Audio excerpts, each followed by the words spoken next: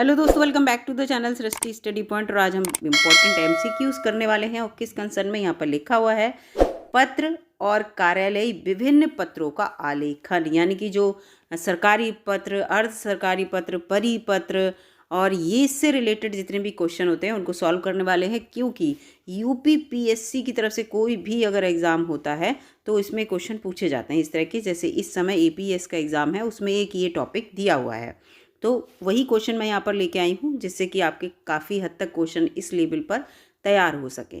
तो अगर वीडियो आपको अच्छी लगे तो लाइक कीजिएगा, चैनल पर नए हो तो सब्सक्राइब कर लीजिएगा। और ये इस टाइप के क्वेश्चन जिस भी एग्ज़ाम में आएंगे सबके लिए ये जो वीडियो है वो इम्पोर्टेंट होगी। तो पहला यहाँ पर प्रश्न है, मैंने आपको पहले ही बता दिया, एमसीक्यू की फॉर्म में होंगे। कार्यालयी पत्र में निम्नलिखित में से क्या नहीं लिखा जाता? इस क्वेश्चन में नहीं है तो नहीं को आप गोला कर लीजिएगा, जिससे कि आपको समझ में आए। क्योंकि जब हम क्वेश्चन रीड करते हैं एग्ज़ाम टाइम में, एक तो हमारा जो माइंड होता है वो एकदम सारे क्वेश्चन करने के लिए होता है कि जल्दी से जल्दी सारे क्वेश्चन कर सके। टाइम का बहुत सारी यहाँ पर वो रहती हैं जो है एडवर्स कंडीशन। तो इसलिए जो आपको लग रहा है नहीं, तुरंत उस पर मार्क करिए। और यहाँ पर देखिए क्या चीज़ नहीं लिखा जाता है। तो ये देखिए, इसमें जो है वो पत्र भेजने वाले जो भी अधिकारी होता है उसके घर का नाम या पता जो है वो नहीं लिखा जाता। जबकि आप और सब कुछ जो इसमें लिखा है कि भवदीय लिखेंगे, संदर्भ भी लिखेंगे, महोदय मान्यवर जो है वो सब कुछ लिखेंगे। पूरा यहाँ पर लिखा है, पूरी डिटेल में यहाँ पर हम जानेंगे। तो ये लिखा है नहीं लिखा जाता। कार्यालयी पत्र किसे कहते हैं इसको यहाँ पर हम समझ लेते हैं। जो पत्र एक कार्यालय से दूसरे कार्यालय में या दो राज्य सरकारों के बीच में, विदेश सरकारों के बीच में, ठीक है, और सरकारी या गैर सरकारी संगठन होते हैं उनके बीच में, संस्थान जो होते हैं उनके बीच में, जनसाधारण के साथ संबंध स्थापित करने के लिए परस्पर प्रेषित किए जाते हैं, ये होते हैं कार्यालयी पत्र। किसी कार्यालय से जनसाधारण के लिए भी कोई हमें सूचना देनी होती है तो ये सब जो होते हैं वो कार्यालयी पत्र के अंतर्गत आते हैं, ठीक है। इसके बाद है, कार्यालय से हमारा आशय किसी सरकारी, अर्ध सरकारी या गैर सरकारी उस स्थान विशेष से है जहां से प्रशासनिक व्यवस्था संचालित की जाती है। ये दिमाग में रखिएगा, ठीक है। प्रशासनिक व्यवस्था संचालित की जाती है, इसलिए इन्हें शासकीय या प्रशासकीय पत्र भी कहा जाता है, ठीक है। तो ये इस चीज़ को यहाँ पर दिमाग में रखिएगा।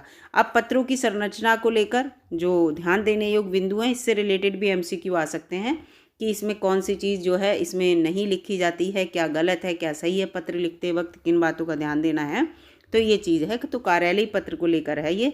कार्यालय या सरकारी पत्र औपचारिक पत्र की श्रेणी में आएंगे। अनौपचारिक पत्र वो होते हैं जो हम अपने मित्र बंधु को अनौपचारिकता के रूप में लिखते हैं, मतलब कोई औपचारिकता नहीं दिखाते हैं, नॉर्मल भाषा में लिख देते हैं, वो अनौपचारिक होते हैं। औपचारिक वो होते हैं जो विशेष कार्यालय में विशेष शब्दों का प्रयोग करते हुए, विशेष अपनी जो बात है उसको रखते हुए बिल्कुल सटीक भाषा में आपको लिखना होगा। औपचारिकताएं काफ़ी कुछ फॉलो करनी होंगी।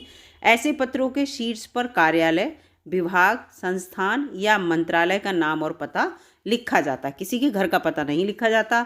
पत्र के बाईं तरफ फाइल संख्या भी लिखी जाती है, कहाँ से कौन सी फाइल संख्या पे ये पत्र जो है डिस्पैच हुआ है, जिससे स्पष्ट हो सके कि पत्र किस विभाग या अधिकारी के द्वारा किस विषय के तहत लिखा जा रहा है या दिया जा रहा है।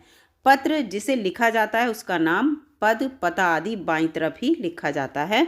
इसके साथ साथ इसके नीचे प्रेषिती, जो प्राप्तकर्ता जिसे कहते हैं प्रेषिती, ये देखिए अगर आपको शब्द के अर्थ को लेकर आ जाएगा तो यहाँ पर समझ में आ गया। प्रेषिती माने जिसे कोई चीज़ आप लेटर लिखा और उसको जिसे आपको देना है, प्राप्तकर्ता जो है उसका नाम भी दिया जाता है। इसके बाद स्थान तथा दिनांक का उल्लेख, और फिर उसके नीचे की पंक्ति से पत्र के प्रायः बीच में विषय, यानी नीचे की पंक्ति में पत्र के बीच में विषय आप लिखते हैं किस विषय पर, और संदर्भ को भी आप संकेत करते हैं वहाँ पर, ये है। इसके बाद है, प्रारंभ में सेवा में लिखा जाता है, और जो कि अब धीरे धीरे कम हो रहा है प्रचलन में। अब संबोधन में सीधे महोदय ही पर्याप्त हो रहा है, सेवा में जो है उसको कम यूज़ किया जा रहा है। पत्र के समापन के दाईं ओर जो है, इस साइड में दाईं ओर आपको लिखना होता है भवदीय लिखकर, आप प्रेषक के जो हैं वहाँ पर हस्ताक्षर होते हैं जो उस लेटर को जारी करता है। इन पत्रों की भाषा सरल, स्पष्ट, शिष्ट हो गया, शिष्ट और संगत होनी चाहिए। वाक्य अधिक लंबे भी नहीं होने चाहिए। पत्र का पृष्ठांकन सभी संबंधित व्यक्तियों को किया जाता है। ठीक है, इतना मैंने आपको यहाँ पर कार्यालयी जो पत्र होते हैं इनके बारे में बता दिया। तो मुझे ऐसा लग रहा है कि इससे रिलेटेड जो भी क्वेश्चन आएगा आपका गलत नहीं होगा। अगला क्वेश्चन है, सरकारी या स्वायत्त शासी निकायों या संस्थानों के निर्णय, प्रतिवेदन आदि को जब जन साधारण के सूचनार्थ समाचार पत्रों के द्वारा प्रकाशित या प्रसारित किया जाता है तो उसे क्या कहते हैं।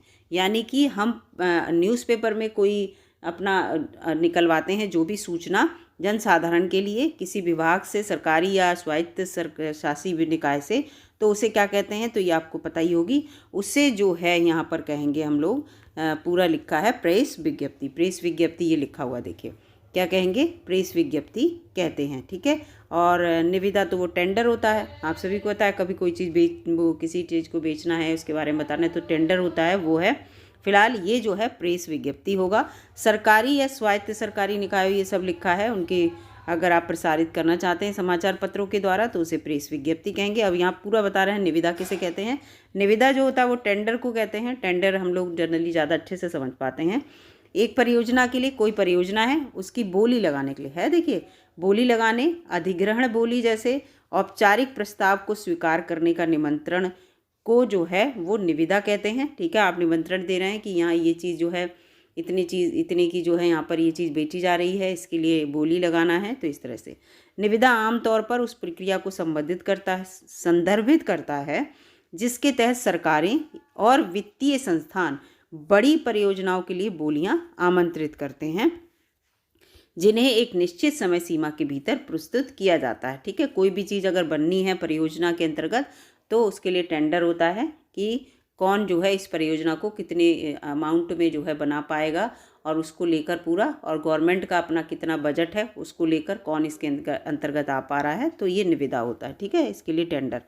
इसके बाद प्रस्ताव किसे कहते हैं, तो सर विलियम एंसन का कथन है। ये क्वेश्चन आ सकता है इसलिए मैंने यहाँ पे दिया है, आ सकता है प्रस्ताव को लेकर, कि ये प्रस्ताव को लेकर कथन किसने कहा है, तो सर विलियम एंसन का कथन है कि एक प्रस्ताव के लिए स्वीकृति का वही अर्थ है, किसी प्रस्ताव की स्वीकृति के लिए वही अर्थ है जो बारूद से भरी रेलगाड़ी के लिए जलती दिया सलाई।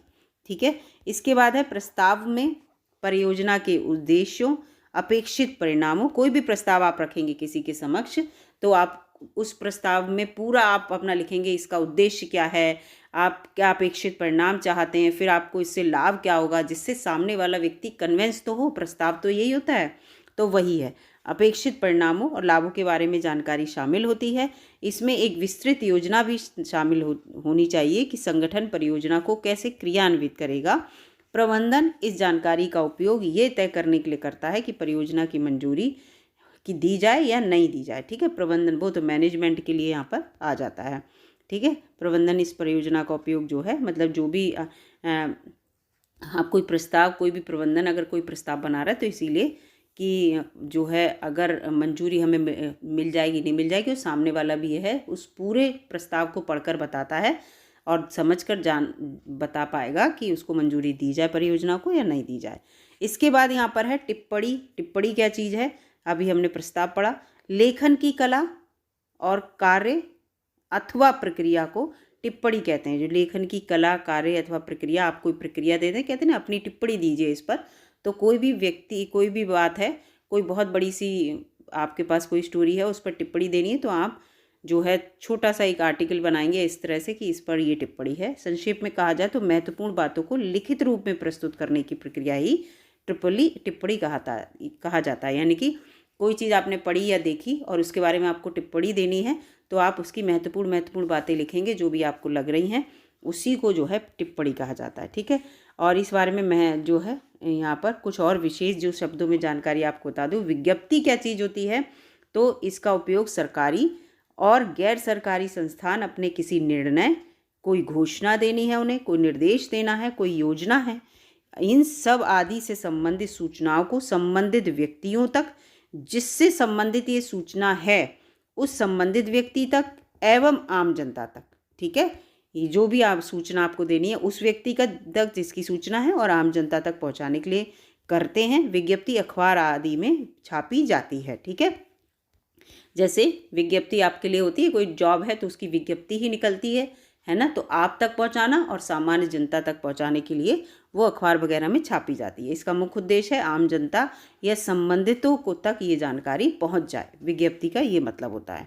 अगला है प्रारूपण। क्या होता है? तो ये सब मैं इसलिए छोटे छोटे आपको बताती चल रही हूँ जिससे कि इससे रिलेटेड अगर कोई क्वेश्चन आता है तो आपको ये लगे कि आपने इसको पढ़ रखा है। प्रारूपण है पत्र का कच्चा अथवा अंतिम रूप। किसी का प्रारूप तैयार कर रहे हैं ना, इसका कहते हैं जल्दी जल्दी छोटा सा एक प्रारूप तैयार कर दो इसका इस तरह से, और वो तो उसी को कह रहे हैं कच्चा या अंतिम रूप। किसी पत्र का प्रारूप तैयार करना ही प्रारूपण कहलाता है। कार्यालय में प्राप्त किसी पत्र पर टिप्पण प्रक्रिया पूरी हो जाने के बाद उस पर जो निर्णय लिया जाता है या जो आदेश दिया जाता है उसी के अनुरूप पत्र का उत्तर तैयार भी किया जाता है, कर दिया जाता है, उसी के अनुरूप उत्तर दिया जाता है। ठीक है, तो यहाँ पर ये है। अगला यहाँ पर प्रश्न है ज्ञापन। ज्ञापन के संबंध में कौन सा कथन असंगत, देखिए असंगत आ गया यहाँ पर। तो असंगत को लेकर कौन सा है कि इसमें ज्ञापन में यहाँ पर सामान्य संचय भाषा से ज्ञापन अन्य पुरुष शैली में लिखा जाता है।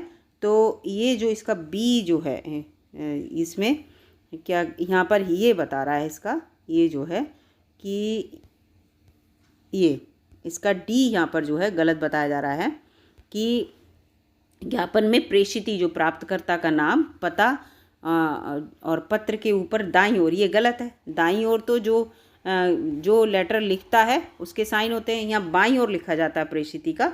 तो ये बिल्कुल सही बात है, बाईं ओर प्रेषिती का सब पता वगैरह आपने देखे होंगे जब कोई भी लेटर आपको मिलता है, आदेश वगैरह, तो इस तरफ सब लिखा रहता है ना। और यहाँ पर फिर यहाँ से विषय, फिर स्टार्ट होता है लेटर, फिर दाईं तरफ जो है वो जो ये लेटर जारी करता है उसके हस्ताक्षर होते हैं। तो ये बात यहाँ पर असंगत है। ज्ञापन में प्रेषिती का नाम, पता, पत्र जो है वो दाईं ओर लिखा जाता है, ये यहाँ पर गलत है, और जबकि वो बाईं ओर लिखा जाता है। ठीक है, तो ज्ञापन के बारे में यहाँ पर थोड़ा सा पढ़ लेते हैं। इसके आरंभ में ना तो कोई संबोधन होता है ना ही कोई औपचारिकता। ज्ञापन सीधे सीधे दिया जाता है, कोई संबोधन और औपचारिकता नहीं होती है। ये अन्य पुरुष में लिखा जाता है। ठीक है, और इसकी शैली आदेशात्मक होती, कोई भी ज्ञापन जारी करेंगे तो आदेशात्मक शैली होती है। ऐसे आदेश जिसकी पूर्ण रूप से जानकारी ना हो, इसमें अधोलेख नहीं होता। अगर किसी भी आदेश की जानकारी आपको पूर्ण रूप से नहीं है तो इसमें उस जानकारी को नहीं लिखा जाता। कोई आदेश इस तरह से नहीं दिया जाएगा, इसको याद रखिएगा। इसमें हस्ताक्षरकर्ता का नाम और पदनाम का बस उल्लेख होता है। इसके प्रथम अनुच्छेद का क्रमांक नहीं दिया था, किंतु बाद के अनुच्छेद का क्रमांक दिया था। ये इंपॉर्टेंट है। अगर ज्ञापन आपने कभी लिखा है कभी किसी परीक्षा में तो आपको पता होगा, ज्ञापन में पूरा वो ऐसे सीधे सीधे लिख देते हैं यहाँ पर जो उसका हस्ताक्षरकर्ता का नाम और उल्लेख, और उसके बाद आपकी जो पहला नंबर यहाँ से स्टार्ट होगा उसकी नंबरिंग नहीं होगी, ऐसे करके नंबरिंग चलती है। ठीक है, फिर दूसरे नंबर पे यहाँ पर नंबरिंग ऐसे दी रहती है, फिर तीसरा, इस तरह से आपकी जो भी ज्ञापन में जो भी दे रहे हैं आप, तो इस तरह से है। ठीक है, इसके बाद यहाँ पर पूरा दे रखा है ज्ञापन का प्रारूप किस तरह का होता है। ज्ञापन का लेटर आप देख लीजिएगा तो आपको काफ़ी समझ में आ जाएगा।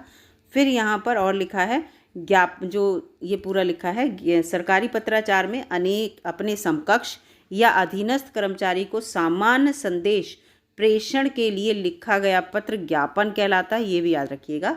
सरकारी पत्राचार में अपने समकक्ष यानी कि आपके साथ का कोई हो या आपके अधीन कोई अधीनस्थ कर्मचारी यानी कि आपसे नीचे स्तर के कर्मचारी को सामान्य संदेश आपको प्रेषित करना है तो आप उसे ज्ञापन देंगे, वो ज्ञापन कहलाता है। अगला यहाँ पर है सरकारी प्रतिष्ठानों के द्वारा सामान आपूर्ति और निर्माण, कोई भी सामान की आपूर्ति है सामान की या निर्माण करना है आदि के कार्य हेतु इनमें से कौन सा पत्र समाचार पत्रों में जो है वो प्रकाशित किया जाता है, तो वो निविदा होता है। ठीक है, कोई भी आपूर्ति करनी है या कोई यहाँ पर निर्माण की बात है तो पहले ही बता चुकी हूँ निविदा क्या होती है। किसी का निर्माण करना है किसी चीज़ का तो उसके लिए पूरा टेंडर होता है, तो ये यहाँ पर दिया हुआ है, ये पहले ही बता चुकी हूँ मैं, फिर भी बता दे रही हूँ। किसी निर्माण कार्य में जैसे कार्यालय का भवन बनना है, फ्लैट बनने हैं, सड़क ट्रॉली आदि बनती हैं हेतु मोहर बंद आप जो है निर्धारित एक प्रपत्र पर आवेदन पत्र पंजीकृत ठेकेदारों से आमंत्रित किया जाता है, उसे निविदा कहते हैं। ठीक है, उसमें क्या होता है कि आप अपना खुद कहेंगे कि हमारा इतना बजट होगा, आप एक लेटर बिल्कुल सील बंद लेटर जो है उस कार्यालय तक पहुंचाएंगे जिन्होंने निविदा निकाली होगी। अगर उनके बजट में फंस रहा है, उनका जितना बजट है कि इतने बजट में हमारी ये सड़क बननी चाहिए, अगर आपका लग रहा होगा कि उसके अंतर्गत आता है तो सिलेक्शन होता है बहुत सारे टेंडर जो पड़ते हैं वो है उनके बारे में, ठीक है। इसके बाद ये ज्ञापन बता चुकी हूँ मैं, अधिसूचना बता देती हूँ। अधिसूचना, ठीक है, अधिसूचना बहुत इंपॉर्टेंट है यहाँ पर। भारत सरकार के द्वारा जारी सूचना, सरकारी नियम, सरकारी आदेश या चेतावनी या नियुक्ति या राष्ट्रीय अवकाश या बंदी आदि से संबंधित सूचना या आदेश को संबंधित व्यक्ति और आम जनता के लिए राजपत्र यानी कि गजट में प्रकाशित सूचना को ही अधिसूचना कहते हैं, ठीक है। ये लाइन आती है, गजट में प्रकाशित सूचना क्या कहलाती है, तो वो अधिसूचना कहलाती है। याद रखिएगा, भारत सरकार के द्वारा जारी सूचना क्या कहलाती है, तो वो अधिसूचना कहलाती है, ये दिमाग में रख लीजिएगा। परिपत्र जो है वो यहाँ पर देख लेते हैं, जो पत्र अनेक विभागों, व्यक्तियों, शाखाओं को भेजा जाता है उसे परिपत्र कहते हैं। परिपत्र एक प्रकार की सूचना होती है जो कोई विभाग अपने अधीनस्थ विभागों को देता है। परिपत्र जो विभाग के निर्देश और अनुदेश से संबंधित होता है, ठीक है। इसके बाद काफ़ी कुछ दे रखा है। अगला प्रश्न है, राजपत्र में प्रकाशित होने वाला पत्र इनमें से कौन सा आ गया, वही क्वेश्चन, तो क्या है, अधिसूचना। आप आंख बंद करके यहाँ पर अब कर देंगे। अधिसूचना मैं आपको बता ही चुकी हूँ। और ये देखिए पूरा भारत सरकार के द्वारा प्रकाशित, यहाँ पर पूरा लिखा है, भारत सरकार का जो भारत का राजपत्र होता है जिसे गजट कहते हैं, भारत सरकार के द्वारा प्रकाशित एक आधिकारिक दस्तावेज व लोकपत्र है जिसका प्रकाशन आवासन एवं शहरी कार्य मंत्रालय के अधीन प्रकाशन विभाग द्वारा साप्ताहिक रूप से किया जाता है, ठीक है। ये सब दे रखा है। इसके बाद ये सब आप पढ़ ही चुके हैं, विज्ञप्ति भी बता चुकी हूँ मैं। इसके बाद अगला यहाँ पर प्रश्न है, निम्नलिखित में से किसका प्रयोग सरकारी स्तर पर अधिकतर भारतीय गजटों में प्रकाशित सरकारी नियम, आदेश, अधिकार, नियुक्तियों की सूचना के सूचना के प्रसंग में होता है, या आप बताइए, अपने आप बता देंगे एकदम आंख बंद करके। यहाँ पर अधिसूचना है वो, ठीक है, अधिसूचना बता चुकी हूँ मैं। और कार्यालय आदेश ये भी बता चुकी हूँ मैं कि जो सबसे ऊपरी क्वेश्चन आया था छुट्टियों की स्वीकृति को लेकर और आपकी जो है प्रमोशन को लेकर, नियुक्ति को लेकर, ये सूचना जो है वो कार्यालय आदेश के अंतर्गत आती हैं। निविदा सूचना का उद्देश्य क्या है, तो निविदा सूचना का उद्देश्य यहाँ पर उपरोक्त सभी है, उपरोक्त सभी होगा। किसी सामान की आपूर्ति करवाने के लिए, किसी सामान की नीलामी करनी है, कोई निर्माण कार्य करवाना है तो उसके लिए सबके लिए टेंडर पड़ता है। ये सब आपको बता चुकी हूँ मैं। प्रेस विज्ञप्ति जब देते हैं तो सबसे नीचे बाईं ओर क्या लिखा जाता है, सबसे नीचे बाईं ओर जो है वो प्रेषक के हस्ताक्षर और उसका पद नाम लिखा जाता है प्रेस विज्ञप्ति में। अगला यहाँ पर प्रेस विज्ञप्ति जो है ये देखिए पूरा लिखा है, कोई संस्थान या व्यक्ति किसी विषय या किसी बैठक में जो निर्णय लेता है उसे प्रेस विज्ञप्ति के माध्यम से सर्वसामान्य तक उसे पहुँचाता है, ठीक है। कोई भी प्रेस विज्ञप्ति हुई, प्रेस कॉन्फ्रेंस जिसे कहते हैं, अगर कुछ हुई तो उसकी जो भी बैठक है, जो भी निर्णय लिए गए, वो सब लिखित रूप से क्या होता है, प्रेस विज्ञप्ति के द्वारा सर्वसाधारण तक या सभी लोगों तक वो पहुंचाया जाता है, ठीक है। तो ये सब इसमें प्रेस विज्ञप्ति में होता है। प्रेस विज्ञप्ति का अपना एक शीर्षक होता है, इसमें संबोधन नहीं लिखा जाता, इसके अंत में नीचे बाईं ओर हस्ताक्षर और पदनाम लिखा जाता है। उल्लेखनीय है, प्रेस विज्ञप्ति को सीधे समाचार पत्र कार्यालय में ना भेजकर सूचना अधिकारी के पास भेजा जाता है, इसको भी दिमाग में रखिएगा, ठीक है। ये क्वेश्चन आ सकता है कि प्रेस विज्ञप्ति में क्या सीधे उसे समाचार पत्रों में छपवा दिया जाता है, नहीं, पहले सूचना अधिकारी के पास भेजा जाएगा उसके बाद, ठीक है। उसकी शब्दावली और शैली जो होती है प्रेस विज्ञप्ति की बिल्कुल निश्चित होती है कि क्या क्या लिखना है, बिल्कुल सटीक, ठीक है।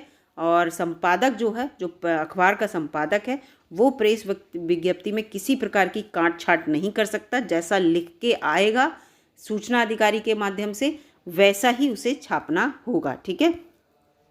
तो ये सब है। और ये भी लिखा रहता है प्रेस विज्ञप्ति में कभी कभी किसी आपको किस तिथि तक प्रकाशित करना है, तो उससे पूर्व ही आपको प्रकाशित करना पड़ेगा, मतलब उस तक ऐसा नहीं कि आप डिले कर दें। अगला है टिप्पण के बारे में कौन सा कथन सत्य नहीं है, या 9वां क्वेश्चन है। तो इसमें जो है, इसमें टिप्पण के बारे में जो कथन है वो कौन सा सही नहीं है, ये है मूल पत्र पर ही लिखा गया हो, यानी कि जिस पत्र पे कोई लेटर आया उसी पे आप उसकी टिप्पणी लिख देंगे, नहीं, ये यहाँ पर ये सत्य नहीं है। कोई भी टिप्पण जो है मूल पत्र पर नहीं लिखा जाता, उसके लिए एक अन्य कागज़ या वर्कशीट आपको लेनी पड़ेगी, ठीक है। सरकारी कार्यालयों के में कार्यालय संपादन का एक ये माध्यम है टिप्पण, ठीक है। तो ये सब है। कार्यालयों में आए हुए विचाराधीन पत्रों को निपटाने के लिए लिपिक या अधिकारियों के द्वारा पूर्व संदर्भ, वर्तमान तथ्य और आवश्यक सुझावों का उल्लेख करते हुए अधिकारी के अंतिम निर्णय लेने की दिशा में भी अभियुक्तियाँ टिप्पण कहलाती हैं। जो ये हैं वो सब टिप्पण कहलाती हैं। जो अंतिम निर्णय लेता है कोई अधिकारी किसी संदर्भ में और अपने सुझावों का उल्लेख करता है, वो सब टिप्पण के अंतर्गत आती हैं। ठीक है, यहाँ पर दे रखा है, ये वही सब दिया है कि भाषा जो है संक्षिप्त हो, सुस्पष्ट हो और किसी पत्र का खंडन करना हो, बहुत ही शिष्ट भाषा में करेंगे। ऐसा नहीं कोई पत्र किसी का आया तो आप गलत शब्दों का प्रयोग करते हो उसके लिए आंसर देंगे। तो ये सब है। दाईं ओर का स्थान उच्च अधिकारियों के हस्ताक्षर के लिए इसमें होता है, इसको याद रखना। ये क्वेश्चन इस तरह के आ सकते हैं। ठीक है, और टिप्पण लिखने के बाद लिपिक और सहायक को नीचे बाईं ओर अपने हस्ताक्षर करने चाहिए, बाईं तरफ, और दाईं तरफ जो है वो अधिकारी साइन करेगा। ये भी टिप्पण में याद रखिएगा। जो इम्पोर्टेंट बातें बताती चल रही हूँ। 10वां क्वेश्चन है, अधिसूचना में भाग के साथ किसका उल्लेख किया जाता है। ठीक है, तो भाग के साथ आपको पता है, भाग के साथ अनुभाग का जो है उल्लेख किया जाता है। कोई भी अधिसूचना हो, यहाँ लिखा होगा ऐसे भाग और फिर उसके बाद लिखा होगा अनुभाग। आप कोई लेटर देखिएगा अधिसूचना का तो ऐसे लिखा रहता है। ठीक है, इस तरह से। इसके बाद अगला क्वेश्चन है, किस प्रकार का पत्र एक अधिकारी से दूसरे अधिकारी को लिखा जाता है। तो बताइए किस प्रकार का। तो वो जो होता है वो यहाँ पर अर्ध सरकारी पत्र जो होता है वो एक अधिकारी से दूसरे अधिकारी को लिखा जाता है, यानी कि पर्सनल है हो गया, क्योंकि एक अधिकारी से दूसरे अधिकारी को लिख रहे हैं तो ये पर्सनल हो गया, और अधिकारी लिख रहा है इसलिए शासकीय हो गया। तो इसीलिए ये दोनों के बीच की कड़ी होती है, इसीलिए इसे अर्ध सरकारी कहते हैं। इसके बाद है, धृत पत्र को किस प्रकार के आलेख माना जाता है। तो धृत पत्र जो है वो तार माना जाता है, एक तार होता है। ठीक है, तार जो नहीं आता तो एट रैंडम किसी को आपको सूचना देनी है तो तार के द्वारा। प्रायः किसी पत्र को भेजने के 6 सप्ताह बाद आप कौन सा पत्र भेजेंगे, यानी कि आपने किसी को कोई पत्र भेजा है और आपको लगा कि आपका उसका रिजल्ट नहीं निकल रहा है तो आपको जो है फिर से अनुस्मारक पत्र जो है भेजना होगा 6 सप्ताह के बाद, उसे रिमाइंड कराने के लिए।